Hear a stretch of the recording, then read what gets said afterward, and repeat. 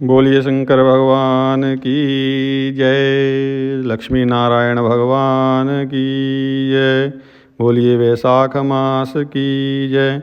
नारायणं नमस्कृत्य नरं चैव नरोत्तमं देवीं सरस्वतीं व्यासं ततो जयमुदीरयेत्।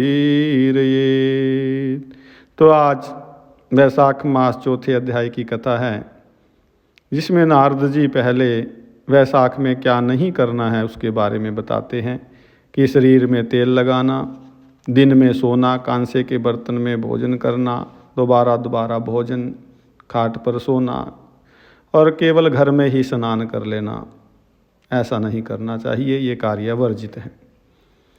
और ब्राह्मण की सेवा, उसको आसन देने का, उसके पांव दबाने का फल बताया कि गंगा आदि सब तीर्थों के स्नान का फल इससे मिल जाता है, जो किसी ब्राह्मण को आसन दे करके और उसके पांवों की सेवा करता है।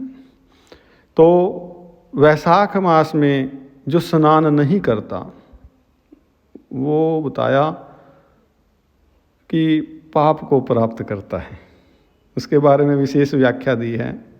और कमल पत्र पर भोजन नहीं करता, ऐसा भी लिखा है, यानी कि ऐसे पत्र पर भोजन ना करें जो भोजन के सार अंश को ही ग्रहण कर ले, इसलिए यहाँ कमल पत्र का वर्णन आया है।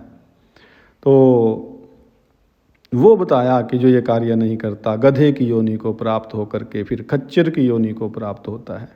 अर्थात ये आवश्यक कार्य है, इनका ध्यान रखना है। मनुष्य रोगहीन हो, यानी कि उसको कोई बीमारी ना हो, मोटा ताजा हो, स्वस्थ हो मतलब, और फिर भी वो वैशाख मास में स्नान ना करे, तो बताया कि फिर वो चांडाल की योनि को प्राप्त होता है। वैशाख मास की संक्रांति के दिन जो बाहर जाकर के किसी तीर्थ पर स्नान नहीं करता,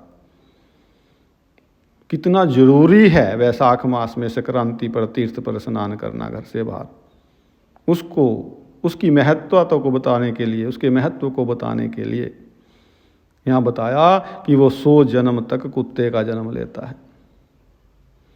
वैशाख मास में अन्नदान अथवा जलदान न करने से निश्चय पूर्वक मनुष्य कभी दुखों से मुक्त नहीं होता। तो अपने सामर्थ्य के अनुसार अन्नदान, जलदान जितना हो सके करना चाहिए। वैशाख मास में नदी में स्नान करके भगवान विष्णु का ध्यान करने से बताया कि निश्चय ही 3 जन्मों में किए हुए पाप नष्ट हो जाते हैं। प्रातःकाल समुद्र में गिरने वाली जितनी नदियां हैं बड़ी, जो जाकर के सीधी समुद्र में मिलती हैं, उनमें स्नान करने से तो बताया कि 7 जन्मों के पाप नष्ट हो जाते हैं।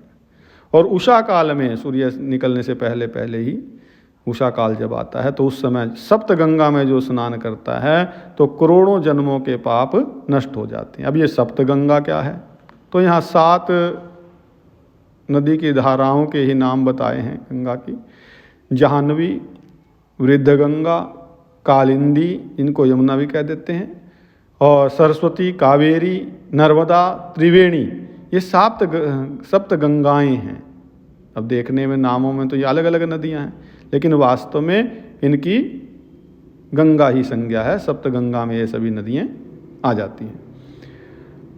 कहने का तात्पर्य क्या है कि इन विशेष नदियों में स्नान करें, और बहता हुआ जल हो, इनके कोई छोटी नदी भी हो, वहाँ भी यदि मनुष्य स्नान करता है तो उससे बहते हुए जल में स्नान करने से पाप नष्ट हो जाते हैं, सारे जन्म के पाप, ऐसा लिखा।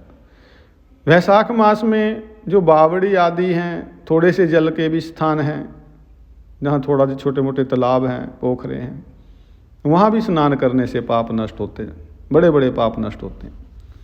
वहाँ पर गंगा आदि सब तीर्थों का निवास माना गया है इस समय में। तो इसीलिए दूध से उत्तम जैसे दही है और दही से उत्तम घी है, वैसे ही जितने भी महीने में हैं उनमें बताया कि कार्तिक का महीना अच्छा माना जाता है। कार्तिक से भी माघ श्रेष्ठ बताया, और माघ से भी वैशाख उत्तम है। तो दरिद्री तथा पराधीन को भी, कोई दरिद्री है, गरीब है, गरीब तात्पर्य, या पराधीन है, उसको भी जो थोड़ी सी भी वस्तु, जल, कंद, मूल, फल, गुड़, छाछ आदि मिल जाए वही दान करनी चाहिए। भाई ये नहीं मैं तो गरीब हूँ, हम दान कहाँ से करें, या मैं तो पराधीन हूँ, दूसरे कह दूँ, नहीं, कोई संख्या नहीं बताई, मात्रा नहीं बताई कि इतना दान करो, जितना हो सके बस दान में वृत्ति होनी चाहिए। दान न करने से दरिद्रता आती है, दरिद्रता से मनुष्य पाप करता है, पाप से नरक मिलता है। इसलिए मनुष्य को सामर्थ्य अनुसार अवश्य दान करना चाहिए। यदि कोई मकान बहुत बड़ा हो और उस पर छत ना हो तो उसकी क्या शोभा, क्या वो रक्षा करेगा। इसी प्रकार वैशाख मास में दान के बिना मनुष्य व्यर्थ है। मनुष्य का जीवन बड़ी दुर्लभता से मिलता है, बड़ा कृपा होती है भगवान की, भगवान का उपकार है मनुष्य जन्म हमें मिला है। लेकिन यदि वो दान नहीं करता तो ये भी बेकार है। तो वैशाख मास में देवता विष्णु हैं और इस कारण इस मास में किया हुआ जप, दान, यज्ञ, तप और अधिक फल देने वाले हैं। तो नीचे लिखे मंत्र से भगवान की प्रार्थना करनी है कि हे भगवान, मैं वैशाख मास की संक्रांति में स्नान करने की कामना करता हूँ, इच्छा करता हूँ, तो कृपया आप इसको पूर्ण करें। तथा हे मधुसूदन, मैं स्नान करके आपको अर्घ देता हूँ, आप इसे ग्रहण करें। गंगा आदि सब तीर्थ मेरे अर्घ को ग्रहण करके मुझ पर प्रसन्न हो। आप समदर्शी हो, पापियों पर भी कृपा करने वाले, मेरे इस अर्घ को आप ग्रहण करें और यथोचित मुझे धन दें। तो इस प्रकार अर्घ्य दे करके, स्नान करके, वस्त्र पहन करके, कपड़े पहन करके शुद्ध अपना नित्य नियम करें और वैशाख में उत्पन्न होने वाले जो फूल हैं उनसे भगवान विष्णु की पूजा करें तथा वैशाख मास की ये कथा सुनें। बताया कि केवल ऐसा करने से ही करोड़ों जन्मों के पाप नष्ट हो जाते हैं।